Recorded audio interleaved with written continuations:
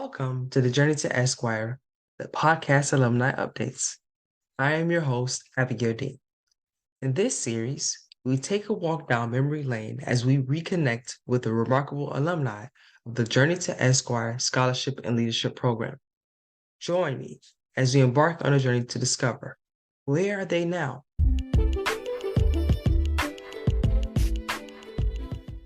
Amidst all the challenges and uncertainties, a group of determined individuals stepped into the Journey to Esquire Scholarship and Leadership Program, ready to seize their dreams of becoming legal professionals. Fast forward today, and it's time to catch up, to witness their journeys, celebrate their achievements, and gain insights into the valuable lessons they carry forward from the program.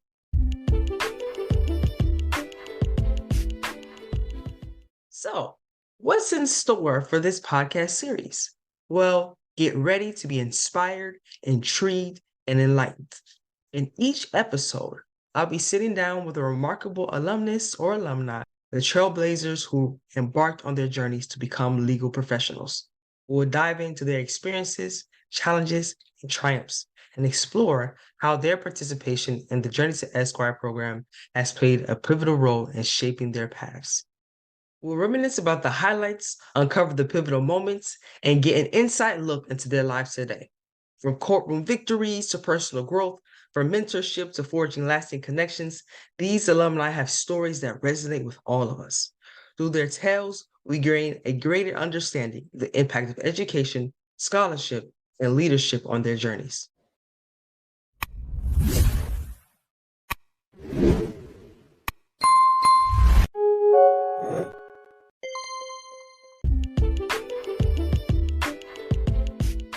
Hello, everyone. Welcome to the Journey to Esquire podcast. Today, we are going forth on our series of talking to different postgraduates from the Journey to Esquire program. And today, we have the privilege of welcoming Breyon Love. Now, I know Breyon Love from law school. We went to law school at Stetson University College of Law. And so I've known him from that time. And I'm so glad for this opportunity to interview you. How are you doing? I'm doing well. Thanks so much for having me, Abigail. And yes, it's been a long time since we were 1Ls and we started out, and it's awesome to see that we're out practicing and doing our own thing now. But thank you so much for having me. Absolutely, absolutely. So what was your graduation year for Journey to Esquire? Do you remember? Yes, so it was the class of 2020, 2021. Can never forget that year because it was, during the COVID endemic. Is that what they say? I think that's what they call it. Since graduating from the Journey to Esquire program in law school, how has your legal career evolved? It's been going very well. So after Journey to Esquire in law school at Stetson, I actually studied for the Georgia bar, not the Florida bar. Georgia is home for me. I always kind of had an idea of going back home to be closer to family. And so I got an opportunity to do a clerkship. I'm a staff attorney now for DeKalb County Superior Court Judge Tangela Barrie, who's also on the board of overseers for Stetson Law. So I've been doing that for 2 years now, and it's been an amazing opportunity. Now I actually just accepted an offer to be a defense attorney, medical malpractice at Huff Powell and Bailey here in Atlanta. Okay. Congratulations. That's so good. So can you tell us about some of the key milestones that you've practiced? Before we go into that, how long have you practiced so far? It's been 2 years now. Yeah, I believe, it'll be 2 years. November will be 2 years now. And the challenges for me is I wouldn't per se say that I'm practicing. I'm still, I'm a staff attorney, so I'm actually kind of behind the scenes.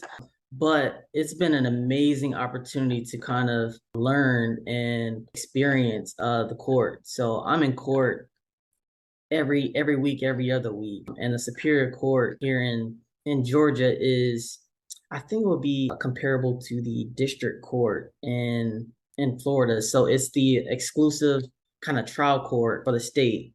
Yeah, and so we have all of the felony crimes. We do all the domestic kind of cases. We have a wide variety of civil matters. So property disputes, contract disputes, personal injury, a lot of those different kind kind of issues. So I've had an amazing opportunity to watch great attorneys, bad attorneys, different types of trials. And I was telling a friend over the weekend, I've probably seen 45 jury trials in the last Mhm. 2 years. Wow, that's a unique experience. It is. And drafting orders. So I've drafted all of the orders, that have kind of come in for the judge on various rulings over the last 2 years. And, just the experience to kind of write and the quantity has kind of given me those reps that I needed to kind of get really good at legal writing.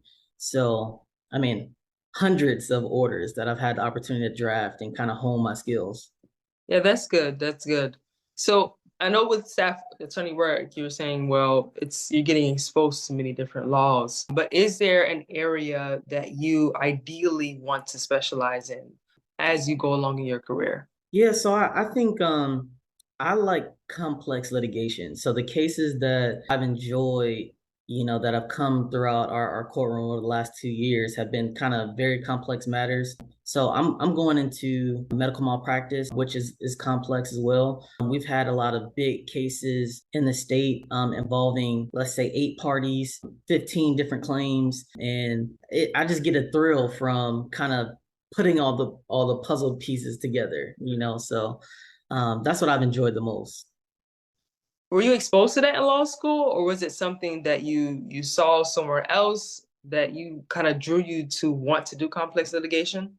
Well, I wouldn't say that I had the opportunity to get exposed to it. At Stetson, I had the opportunity to kind of have complex classes. So I would say, like tax law can be complex, business entities can be complex to some people, but I would say I did an externship in the bankruptcy court, federal bankruptcy court in middle Florida. And that was a great opportunity to kind of work with some complex matters. So Chapter 11 in bankruptcy is more like kind of reorganization of businesses versus Chapter 7 is you're selling everything, right? So the businesses in Chapter 11 can be very, very complex. And that was kind of my aha moment that, oh my gosh, like I love being in the courtroom and I enjoy working for a judge and being just kind of in chambers and being in the courtroom and meeting so many different people. And so that was kind of like my kind of opening of like, hey, I like this, but I wasn't sure which practice area I wanted to be in. So being in the Superior Court, I get to see a ton of different things. I like variety. Variety is good for me. Yeah, that's good because yeah, with that you do get exposed to that, and bankruptcy. Bankruptcy is a complex type of litigation. It is. Definitely learned that from law school. But what were some of the most valuable lessons or skills that you gained during your program at the Journey to Esquire program that you believe has had a significant impact on your career thus this far? Yeah, I think number one, I think the timing of Journey to Esquire was very important to me because it was in a time where we were all kind of isolated. We hadn't kind of been going out, going to classes. And this program kind of allowed me to kind of be around, people, like-minded people that are going through the same challenges, but also it kind of almost was like a highlight during this time where we're kind of isolated, right? So I enjoy those Saturday mornings, kind of hop on the modules with everyone. So that was number one. I really enjoyed quite a few of the modules. So for me, learning your why, right, and your purpose as an attorney, that was great for me. The bar prep was also great. And just having a coach kind of assigned, I had a district court judge, retired judge, as mine. So that was great to kind of connect and build that relationship throughout the time. And I utilized every kind of resource that came up. I took advantage of it. Right. So we had a module where it was going over your resume, right? Or coaching advice, right? About, kind of life coaching and what's next, what's your career, things like that. And every time there was an opportunity, like, hey, we're going to give you a free session, I did that.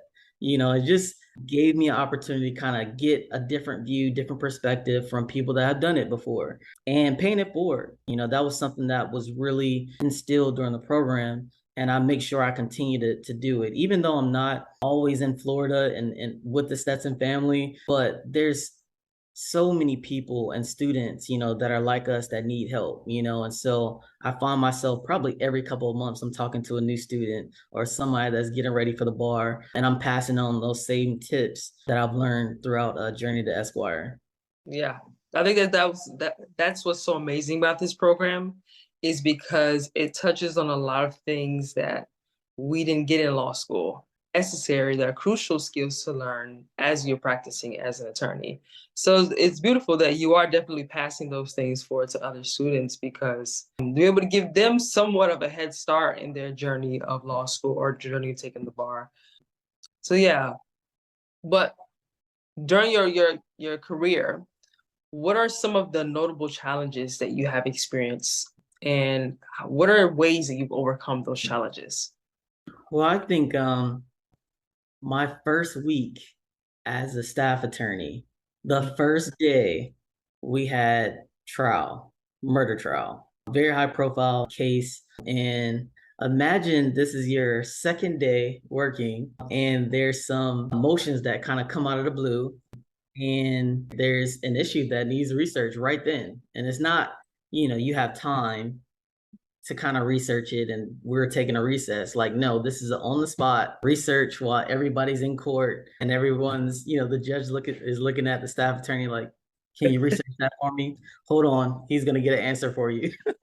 And I just imagine, oh my gosh, I was sweating like, oh my gosh, I gotta find this.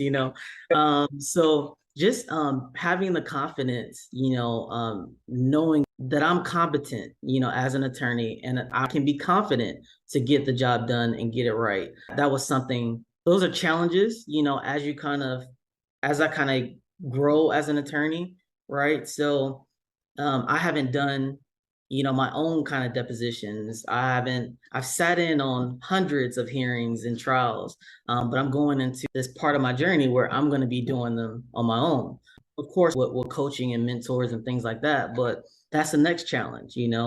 So I think as we continue to grow as attorneys, there's always going to be challenges, right? But I think the Journey to Esquire program has the resources, but also instilled, that you can do it. There Yeah, are people before you that have done it. You have kind of done all these different kind of tough things throughout the program, done a presentation, in front of quite a few people. Like you can do a hearing, you can do a yeah, deposition, you know.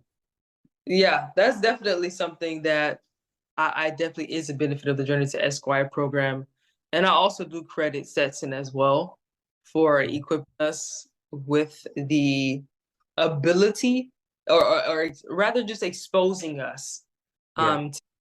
to even if we haven't, done it even one time in our career, like the first time we have that level of confidence of being able to do certain things because of the way we were taught in law school. Because even now, I've never done a deposition as well. I'm actually getting ready to do one tomorrow.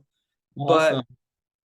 yeah, because of my experience at Stetson and in the Journey to Esquire program, when they were basically, I literally had 2 days to prepare for it, and my boss was like, "Are you ready?" I was like, "Absolutely." I've never done a deposition in my life. I've watched them as well, the same way you Yeah. have. But because of that experience, because we were equipped so well, you develop that confidence that it's even if it's your first time, that you're gonna be all right. Yeah.